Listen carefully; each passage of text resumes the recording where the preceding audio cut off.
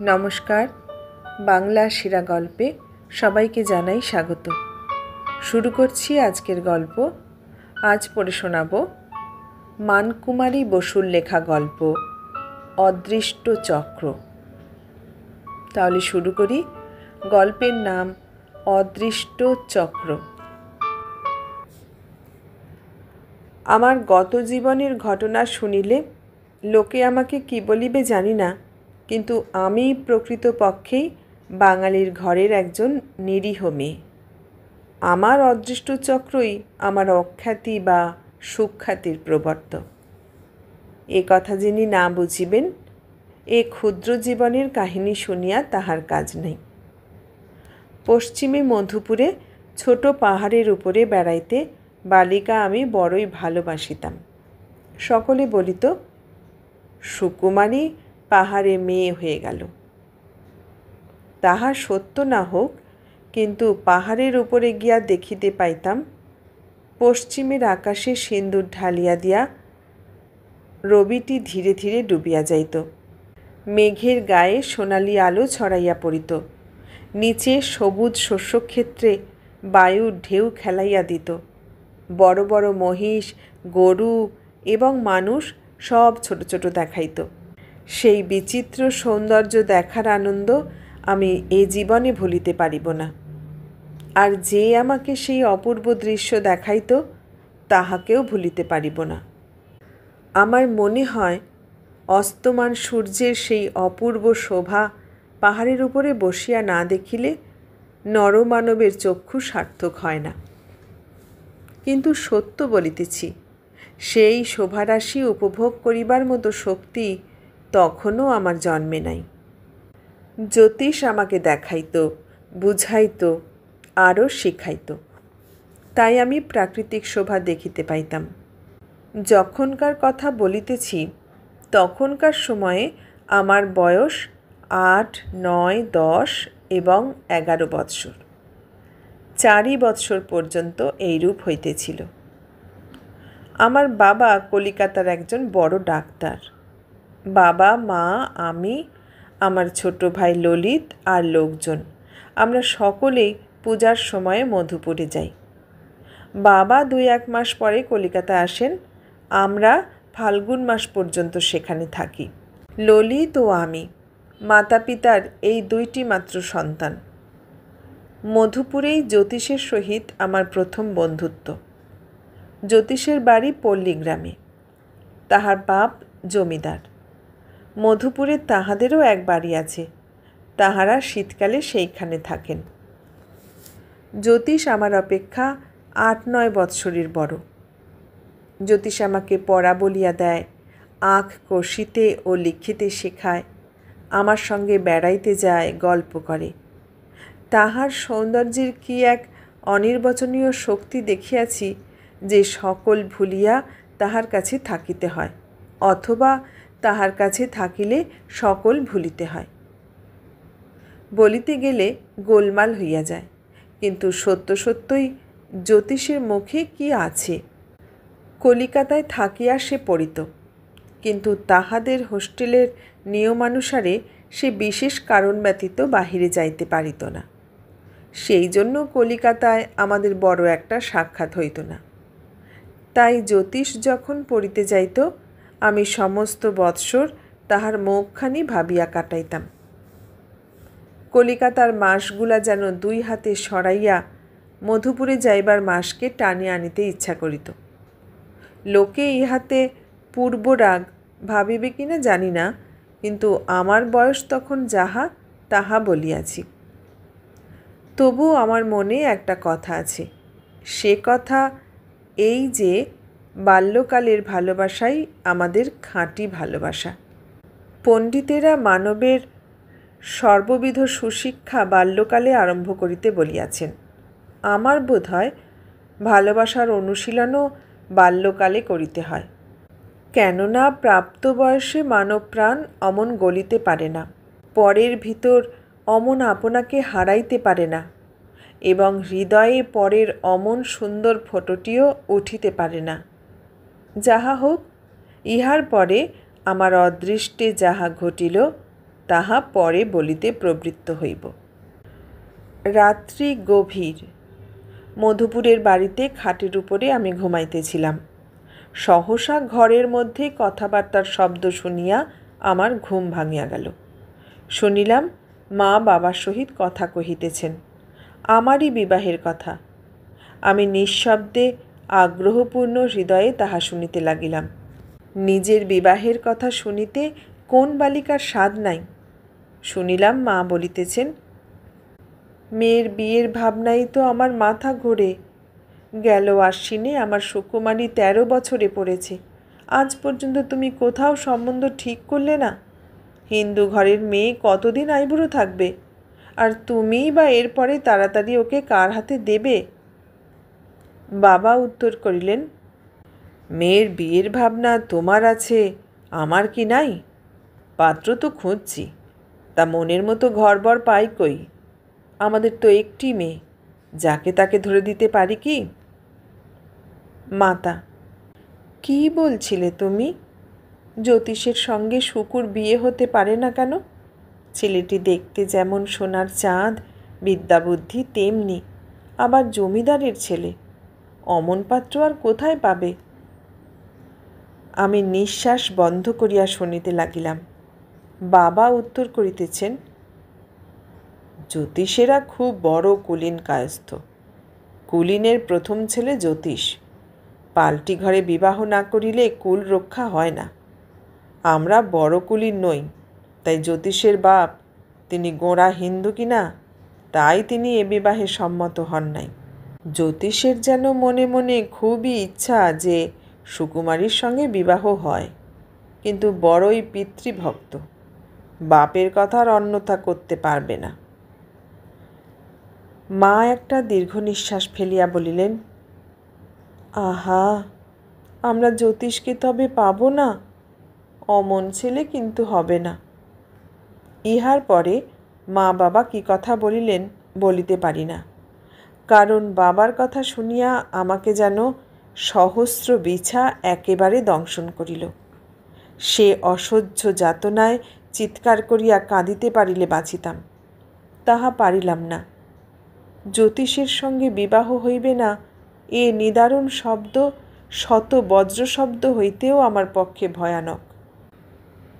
তা জ্যোতিষের সঙ্গে বিবাহ হইবে এমন কথা আমাকে কেহই বলে নাই। কেবল আমিই জানিতাম জ্যোতিষের সঙ্গে আমার বিবাহ হইবে। কেমন করিয়া জানিতাম তাহাও বলি। আমি রামায়ণ, মহাভারত প্রভৃতি গ্রন্থ পড়িতাম। তাহাতে পড়িয়াছিলাম, রাজকন্যারা যাহাকে বিবাহ করিতে ইচ্ছা করিত তাহারই সঙ্গে বিবাহ হইত। একদিন সীতা, সাবিত্রী, সুভদ্রা ও দময়ন্তীর মতো একটা বর ঠিক করিতে আমার বড়ই ইচ্ছা করিতে লাগিল। সে আজই 1 বৎসর আগেকার কথা।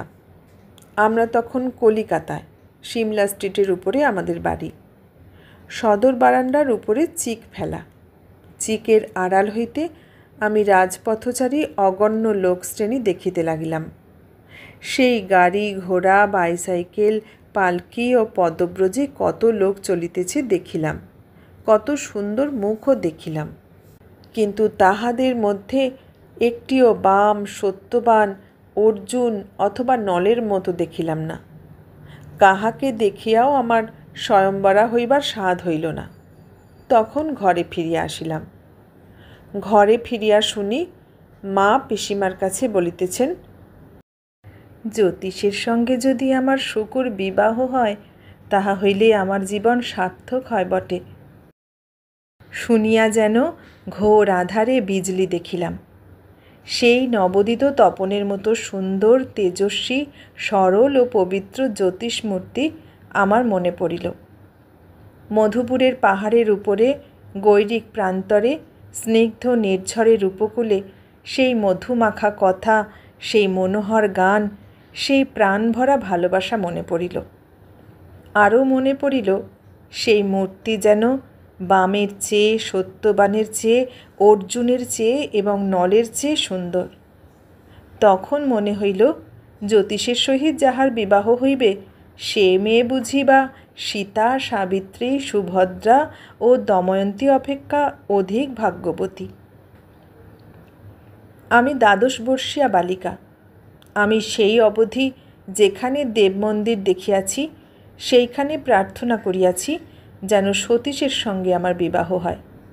যখন পরের বিবাহ দেখিতে গিয়াছি অমনি করিয়া জ্যোতিষের সঙ্গে আমার বিবাহ হইতেছে মানুষ নেত্রে দেখিয়াছি। কতদিন ফুলের মালা গাঁথিয়া তরুর শাখায় দোলাইয়া জ্যোতিষের গলায় দিলাম ভাবিয়াছি। সেই অবধি জ্যোতিষের চরণে আপনাকে বিকাইয়াছি। এখন আমার উপায় কি? আজি এই মুহূর্তে নিষ্ঠুর জাগ্রতি আমার ঘুম ভাঙিয়া দিল। এখন আমার উপায় কি? আমি নীরবে চক্ষের জলে বালিশ ভিজাইতে লাগিলাম। আমরা কলিকাতায়।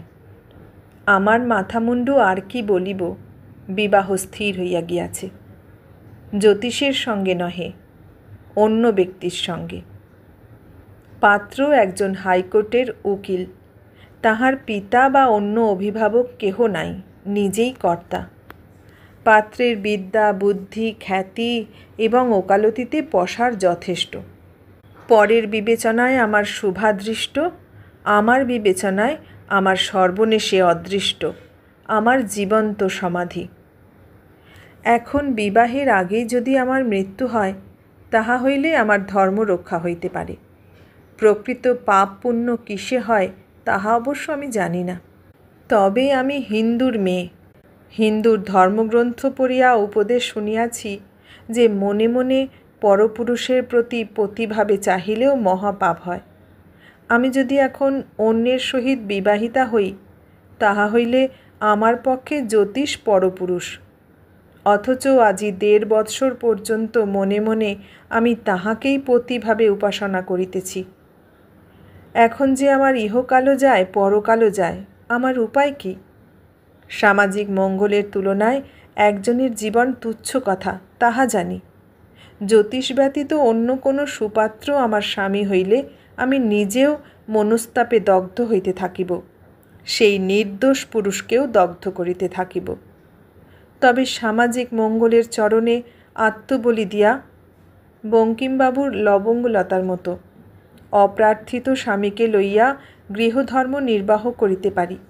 তাহাতে আত্মসংযম ও ত্যাগ স্বীকারের সম্পূর্ণ অনুশীলন হইলেও উপরে যে সর্বান্তযামী বিশ্বতশ্চক্ষু রহিয়াছে সে চক্ষু যে আমার পাপের চিত্র দেখিয়াছে।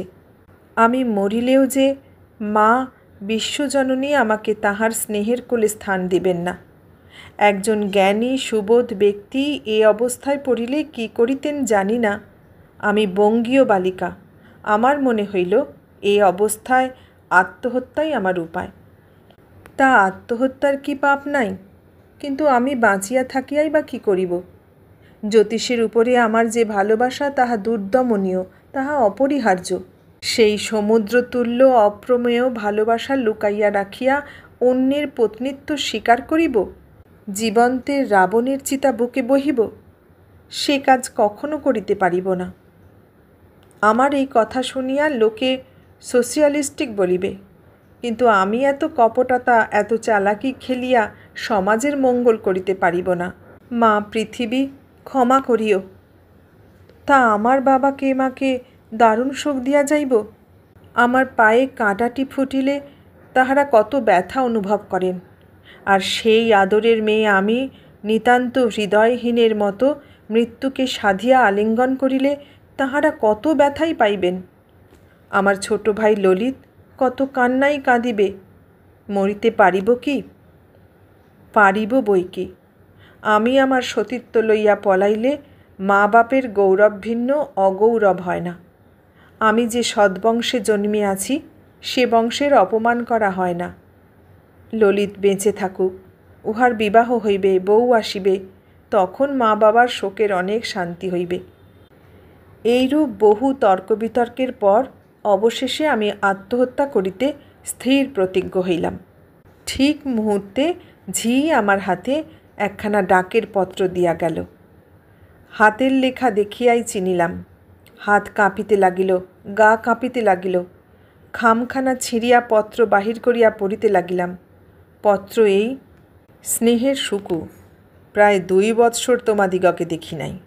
এ হতভাগাকে এতদিন একটু পত্র লিখিলে না? যাহা হোক, আমার পিতৃদেব অতীব পীড়িত। তাহার চিকিৎসার জন্য আমরা স্বতন্ত্র বাসা করিয়া কলিকাতায় আছি। তোমরা কলিকাতায় আছো তাহা জানি। সুকু, যদি বলো তাহা হইলে একদিন তোমাদিগকে দেখিয়া আসি। হয়তো সেই দেখাই শেষ দেখা হইতে পারে। ইতি শুভাকাঙ্ক্ষী জ্যোতিষ। এ কি, বাবা বলিয়াছিলেন আমাকে বিবাহ করিতে ওর আন্তরিক ইচ্ছা। সে কথা সত্য বই কি? জ্যোতিষ আমারই উপাস্য দেবতা। আমি আনন্দে মরিতে পারিব। পত্রের উপরে বাসার ঠিকানা লেখা ছিল, কিন্তু আমি আজই পত্রের উত্তর দিতে পারিলাম না। ইংরাজরা বলেন, যে সকল দোষে বাঙালি মানুষ হইতে পারে না, দীর্ঘসূত্রতাই তাহার মধ্যে প্রধান। প্রকৃতপক্ষে বঙ্গীয় পুরুষেরা দীর্ঘসূত্রিতা দোষে দূষিত কিনা সে কথা আমি অবশ্য জানি না। তবে আমি এইটুকু জানি যে দীর্ঘসূত্রিতা দোষ আমাদেরই, বাঙালির মেয়েদেরই একচেটিয়া। খোকার দুধ ঠান্ডা হইতেছে। খোকার মা ঝিনুকটি হাতে করিয়া 2 পা ছড়াইয়া সেজ পিসির সঙ্গে গল্প করিতেছেন। এমন দৃশ্য কে না দেখিয়াছ? আত্মীয়েরা কমলাকে তাড়া দিতেছেন। কমলা হয়তো তখন তাড়াতাড়ি বিমলার নূতন গঠিত হাড় ছড়াটির সমালোচনা করিয়া লইতেছেন। এমন দৃশ্য কে না দেখিয়াছ? তাই বলিতেছি, আত্মহত্যা করিতে দৃঢ় প্রতিজ্ঞ হইলেও আমার মরিবার যে বিলম্ব হইতেছে, তাহার জন্য পুরুষেরা যাহাই বলুন, আমার বঙ্গবাসিনী ভগিনীরা আমার অপরাধ গ্রহণ করিবেন না, সে বিষয়ে আমার যথেষ্ট ভরসা। কিন্তু কেবল দীর্ঘসূত্রিতার জন্য নহে। একে বঙ্গবাসিনী, তাহাতে বালিকা। আত্মহত্যা করিবার কথায় ভয়ও করে, সুবিধাও পাই না। কাজেই আমাকে উপহাস করিতে করিতে হৃদয়হীন দিনরাত্রিগুলা মাথার উপর দিয়া বহিয়া যাইতেছে। সুতরাং আমার গায়ে হলুদ হইল। আত্মীয়া কুটুম্বিনীতে গৃহ পূর্ণ হইল। বিবাহের সময় কিরূপ আলো, কিরূপ বাজনা, কিরূপ সমারোহ হইবে, আমার গহনা ও পোশাক কিরূপ হইবে, তাহার সমস্ত বন্দোবস্ত হইল। আর বিলম্ব করা অসম্ভব, তাই আমি আত্মহত্যার উপায় স্থির করিতে প্রবৃত্ত হইলাম। উদ্ভাবিত নানা উপায়ের মধ্যে একটি উপায় সহজেই হইল। মার পেটে বেদনা হইলে সেখানে মালিশ করিবার জন্য বাবা 1 শিশি ঔষধ দিয়াছিলেন, তাহা বিষ। বাবা মাকে বলিয়াছিলেন, শিশিটা সাবধানে রেখো, ওটা ভয়ানক বিষ। একটুখানি ঔষধ ব্যবহার করিয়াই মা আরাম হইলেন। মেয়ের বিবাহের ব্যস্ততাবশত বাবা ও মা সেই বিষের কথা ভুলিয়া গেলেন। একটা তাকের উপরে শিশিটা পড়িয়াছিল। অগ্নিশিখা দেখিয়া পতঙ্গ যেমন আনন্দপ্রাপ্ত হয়, আমিও সেই রকম আনন্দে বিষের শিশি চুরি করিলাম। বিষের শিশি হাতে করিয়া আমার বুকে যেন ঢেঁকি পড়িতে লাগিল। খাইলে সব গোলমাল চুকিয়া যায়, তাহা জানি, তবু কেমন যেন খাইতে সাহস হইল না। বাক্সের মধ্যে শিশিটি রাখিয়া চাবি দিলাম। ঠিক করিলাম, বিবাহের রাত্রে সকলে যখন আমাকে একা এই ঘরে রাখিয়া জামাতা অর্চনা করিতে যাইবেন, তখনই আমি বিষ খাইব। তারপরে যখন বিবাহের জন্য আমাকে লোকে জাগাইতে আসিবে, তখন সেই উৎসাহপূর্ণ অসহিষ্ণু আহ্বানকে উপেক্ষা করিয়া নিষ্পন্দ দেহখানি অনন্ত শান্তির কোলে ঘুমাইতে থাকিবে। নিন্দাশূন্য, প্রশংসাশূন্য, বিবাহশূন্য রাজ্যে তাহার প্রাণ জন্মের মতো চলিয়া গিয়াছে। সব তো ঠিক হইল, কিন্তু প্রাণাধিক জ্যোতিষকে একবার বলিয়া যাইতে হইবে। যে কথা এ জন্মে বলি নাই, সে কথাও তাহাকে শুনাইতে হইবে। যে মরণের পথে দাঁড়াইয়াছে, তাহার আর লজ্জাই বাকি, ভয়ই বাকি। তখন নিভৃত কক্ষে পত্র লিখিতে বসিলাম। কি পাঠ লিখিব, আপনি অথবা তুমি লিখিব, এইসব মীমাংসা করিতে করিতে অনেকক্ষণ কাটিয়া গেল। অনেকক্ষণের পরে যাহা স্থির হইল, তাহাই লিখিলাম। শ্রীচরণেষু, আপনার পত্র পাইয়াছি, উত্তর দিতে পারি নাই, ক্ষমা করিবেন। এ জগতে আপনাতে আমাতে আর দেখা হইবে না। বোধহয় আপনি আমার বিবাহের কথা শুনিয়াছেন, কিন্তু প্রিয়তম, বহুদিন আগে ঈশ্বরকে সাক্ষী করিয়া আপনার চরণে আমি আত্মসমর্পণ করিয়াছি। আমি বিবাহের ঠিক পূর্ব মুহূর্তে আত্মঘাতিনী হইব, ইহাতে লোকে আমাকে যাহা ইচ্ছা বলুক, কিন্তু আপনি আমাকে ঘৃণা করিবেন না। আপনার স্নেহের শুকু তাহার সতীত্ব লইয়া চলিয়া যাইবে। আপনি লোকের কথা শুনিয়া তাহাকে ঘৃণা করিবেন না। আর কি লিখিব? যদি জন্মান্তর থাকে, তবে জন্মান্তরে যেন কায় মনোবাক্যে আমি আপনারই দাসী হইতে পারি। ঈশ্বরের চরণে ইহাই প্রার্থনা। ইতি অভাগিনী শুকু। উপরে নাম ও ঠিকানা লিখিয়া ঝির হাতে দিয়া পত্র ডাকঘরে পাঠাইলাম। কিন্তু পত্র রওনা করিয়া আমার মাথায় যেন বজ্রাঘাত হইল। ছি ছি, এ কি পত্র লিখিলাম! তিনি যে আমাকে পাহাড়ে মেয়ে ভাবিবেন।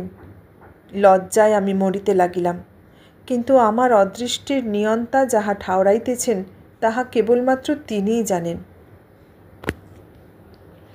আজই আমার বিবাহ। লোকে জানিতেছে বিবাহ, আমি জানিতেছি আজই আমার শেষ দিন। আমাদের বাড়ির পাশেই ফুল বাগান। আমার ছোট ভাই ললিত ও আমি সেখানে বেড়াইতেছিলাম। আমি মনে মনে মরিবার কথা ভাবিতেছিলাম, তাই ললিতের আনন্দোচ্ছ্বাস পূর্ণ মুখখানি দেখিয়া আমার বুক ফাটিয়া যাইতেছিল। বাগানের চারিদিকে ইষ্টকের প্রাচীর, প্রাচীরে জানালা। সহসা দেখি রাস্তার দিকে জানালায় একজন অপরিচিতা রমণী। সে একটা ছোট ঝুড়ি হাতে করিয়া নিতান্ত অপরিচিতার মতো আমাকে বলিল, 4 টাকার জিনিস 4 আনায় বেচিব, নাও না গো দিদিমণি। আমি বিস্মিত হইয়া বলিলাম, তুমি কে গা? সে উত্তর করিল, আমি সুখর মা, তোমারই যোগ্য জিনিস এনেছি, নাও গো নাও। পেটের জ্বালায় 4 টাকার মাল 4 আনায় দিব, দোহাই তোমার নাও। তা পয়সা কিছুক্ষণ বাদে দিলেও চলবে, লক্ষ্মীটি আমার, নাও নাও। সুখর মা আমার চির অপরিচিতা হইলেও তাহার কথাবার্তায় আমরা 2 ভাই বোনে বড়ই প্রীত হইলাম। বাগানে আমার অভিভাবকেরা থাকিলে হয়তো সেই স্ত্রীলোকের প্রতি কোনরূপ সন্দেহ করিতে পারিতেন, কিন্তু আমরা তাহাকে দয়ার চক্ষে দেখিলাম। সে নির্দোষ। বিশেষত 4 টাকার কি জিনিস 4 আনায় বেচিবে, ইহা দেখিবার জন্য আমরা বড়ই ব্যগ্র হইলাম। ললিতের পকেটে একটা সিকি ছিল। সে আমার সম্মতিক্রমে বাগানের দরজা খুলিয়া সুখর মাকে ভিতরে আনিল। প্রথমত বিক্রেয় জিনিস না দেখাইয়া সুখর মা আমার ও ললিতের নাম জিজ্ঞাসা করিল। আমরা উভয়ে নাম বলিলে সে নামের খুব সুখ্যাতি করিল। আমরা আগ্রহাতিশয্যে তাহার বিক্রেয় জিনিস দেখিতে চাইলে সে চুপড়ি নামাইয়া ছেঁড়া কাগজ করাতের গুঁড়ি সরাইয়া দেখাইতে বসিল। তাহার বিক্রেয় বস্তু প্রথম 1 শিশি কুন্তলিন তৈল, মূল্য 1 টাকা। দ্বিতীয় 1 শিশি গোলাপগন্ধ কুন্তলিন তৈল, মূল্য 2 টাকা। তৃতীয় 1 শিশি এসেন্স দেলখোস, মূল্য 1 টাকা। আমরা কুন্তলিনের ছিপি খুলিয়া সুন্দর নির্মল তৈলের মনোমোহন সৌরভে মুগ্ধ হইলাম। কুন্তলিন তৈলের বিজ্ঞাপন পড়িয়াছিলাম, কিন্তু তৈলটি অদ্যাপি দেখি নাই, তাই আমার কাছে তৈলের গন্ধ বড়ই মিষ্ট লাগিল। সহসা ললিত একটুকু গোলাপগন্ধ কুন্তলিন আমার নাসিকাগ্রে ধরিল। নবস্ফুট গোলাপের সৌরভে আমার প্রাণ ভরিয়া গেল। দেখিয়া সুখর মা বলিল, ওই চেপটা শিশিতে যে তেল আছে ওতেও খোস বয় খুব। সেটা বাস্তবিক তৈল নহে, এসেন্স দেলখোস। আমরা চতুষ্কোণ শিশি খুলিয়া তাহার আঘ্রাণ লইলাম। মরি মরি, কি অপূর্ব সৌরভ! আমাকে মুগ্ধ দেখিয়া ললিত বলিল, অডিকোলন ল্যাভেন্ডার চেয়ে এর সুগন্ধ মিষ্ট মনোহর, কেমন নয় দিদিমণি? এই 4 টাকার জিনিস 4 আনায় বিক্রয় করিতেছে, ইহাতে অনেক সন্দেহ ঘটিতে পারে, কিন্তু আমরা বালক বালিকা সন্দেহ করিতে পারিলাম না। বরং এই 4 টাকার এমন রমণীয় সুগন্ধি দ্রব্য 4 আনায় কিনিলে আমাদের জুয়া চুরি করা হইবে মনে হইতে লাগিল। গত আষাঢ় মাসে বাবা রথের বাজার খরচ 4 টাকা দিয়াছিলেন। ললিতকে সেই টাকা কয়টি আনিতে বলিলাম। আমি বাগানে রহিলাম। আমাকে একা দেখিয়া সুখর মা বলিল, ও সব জিনিসের দাম দিতে হবে না দিদিমণি, ও সবই তোমার জন্য। এই চিঠিখানায় সব আছে, আমি তবে আসি। আমার হাতে পত্র দিয়া এবং আমাকে কথা কহিবার অবকাশ না দিয়া সুখর মা প্রস্থান করিল। বিস্ময়ে সোৎসুকে আমি পত্র খুলিলাম। লেখা চিনিয়া কাঁপিতে কাঁপিতে পড়িলাম। পত্র এই: স্নেহের সুকু, তোমার পত্র পড়িয়া আমার হৃদয় মুগ্ধ হইল। তুমি বালিকা হইলেও দেবী। ভাবিয়াছিলাম তোমার বিবাহ দেখিয়া তারপরে আমি সন্ন্যাসী হইয়া চলিয়া যাইব। তাহা হইল না। আমি সত্য বলিতেছি, তুমিও মরিবে, আমিও মরিব। প্রিয়তমে, আমি আজই তোমার কাছে একমাত্র ভিক্ষা চাহিতেছি। আজ তুমি জীবন ত্যাগ করিও না। আমি আজই প্রাণ ভরিয়া জনমের মতো তোমার পবিত্র সরল মুখখানি দেখিয়া লইব। তোমার সহিত যাহার বিবাহের সম্বন্ধ হইয়াছে সেই শ্রীশবাবু আমার পরম বন্ধু। তাহার সহিত আমি বরযাত্রী যাইব। কুন্তলিন 2 শিশি এবং এসেন্স 1 শিশি দিলাম। ইহার সৌরভ আমার বড় ভালো লাগে, আর মাথার অসুখে ইহা হইতে আমি বড়ই উপকার পাই। সেই জন্য ইহা তোমাকে দিলাম। হতভাগার শেষ উপহার বলিয়া গ্রহণ করিও। ইতি হতভাগা জ্যোতিষ। পত্র পড়িয়া বড় কান্না আসিল। আজ আর মরা হইবে না। উনি আমাকে ঘৃণা করেন নাই, বাঁচিলাম। শুভস্য শীঘ্রং অশুভস্য কালহরণম। কথাটি বহু পুরাতন হইলেও অমূল্য। আজিকার দিনে আত্মহত্যার বড়ই বাড়াবাড়ি হইয়াছে। যাহারা ওই ভয়ানক কাজ করেন তাহারা যদি রাগের বা দুঃখের প্রথম আবেগটা একটু সম্বরণ করিতে পারেন, যদি অশুভস্য কালহরণম মনে করেন, তাহা হইলে হয়তো আমার মতো অনেককেই ওই মহাপাপে পড়িতে হয় না। সন্ধ্যা হইয়াছে। আমাদের বাড়িতে বিবাহের ধুম পড়িয়াছে। আমি পলকে পলকে মৃত্যু পিপাসা সংযত করিতেছি। আমার উপাস্য দেবতার আদেশ লঙ্ঘন করিতে পারিব না। যখন বর আসিল, যখন আনন্দোচ্ছ্বাসে বাদ্য হিল্লোলে আলোক তরঙ্গে জনসমুদ্র উচ্ছ্বসিত হইয়া উঠিল, তখন আমি বস্ত্রালঙ্কারে বিভূষিতা, চন্দন ও অলক্ত রাগ রঞ্জিতা, আমি সঙ্গিনী দিগের কোলে মূর্ছিতা হইয়া পড়িলাম। সংজ্ঞা পাইয়া দেখি যে বাবা কত রকম ঔষধ আমার মুখে ও নাকে দিতেছেন। মা কাঁদিয়া বলিতেছেন, অমন হলে কেন মা? ঠাকুর যে মুখ তুলে চেয়েছেন, তোমার জন্য আমি যে সেই হারাধন পাব মা। সে কি? যখন আমাকে বিবাহের সভায় লইয়া গেল, তখন বাবা গদগদ কণ্ঠে বলিলেন, বাপ জ্যোতিষ, আমার যে চিরদিনের কামনা তাহা ভগবান আজি পূর্ণ করিলেন। এখন তাঁর কৃপায় তোমরা চিরজীবী হও। জ্যোতিষ কে? বর? আমার মাথা ঘুরিতে লাগিল। আমি কি বিষ খাইয়াছি? বিষের মোহে কি স্বপ্ন দেখিতেছি? তখন অবস্থা উপযোগিতা সবই ভুলিয়া ঘোমটা খাটো করিয়া চাহিয়া দেখি আমার সেই অভীষ্ট দেবতা বর সাজিয়া আসনে বসিয়াছেন। এ কি সেই আমার অদৃষ্ট চক্র? বিবাহের সমস্ত আচার অনুষ্ঠান শেষ হইলে কেবল উনি আর আমি বাসর ঘরে রহিলাম। মা আর কাহাকে সেখানে থাকিতে দিলেন না। উনি আমার হাতখানি নিজের কমল করে লইয়া ডাকিলেন, সুকু। সেই চিরপরিচিত অথচ চির নূতন কণ্ঠস্বর। আমি কথা কহিব কি? চোখের জলে মুখ ভাসিতেছিল, মাথা ঘুরিতেছিল। জানিয়া উনি আমার মাথায় একটু কুন্তলিন দিলেন, আর সেই দেলখোস মাখা সুবাসিত রুমালখানি দিয়া আমার মুখ চোখ মুছাইয়া দিলেন। আমার শরীর বেশ একটু স্নিগ্ধ হইল। তখন উনি বলিতে লাগিলেন, এ সবই ঈশ্বরের কৃপা। তোমার পত্রখানি শ্রীশবাবুকে দেখাইয়া আমি সকল কথা তাহাকে বলি। শ্রীশবাবু অতি সদাশয় মহাত্মা। তিনি অনুতপ্ত হইয়া তখনই আমার বাবার কাছে যান। বাবাকে সবিশেষ বলিয়া এ বিবাহ না হইলে আমাদের দুজনের জীবন যাইবে তাহাও বলেন। ঈশ্বরের কৃপায় আর শ্রীশবাবুর বাক্য কৌশলে বাবা সবই বুঝিলেন। বলিলেন, কুলের চেয়ে আমার ছেলের জীবন বহুমূল্য। তারপরে আমার শ্বশুর মহাশয়কে ডাকিয়া বাবা সব বলিলেন। আমার শ্বশুর মহাশয় সম্মত হইলেন।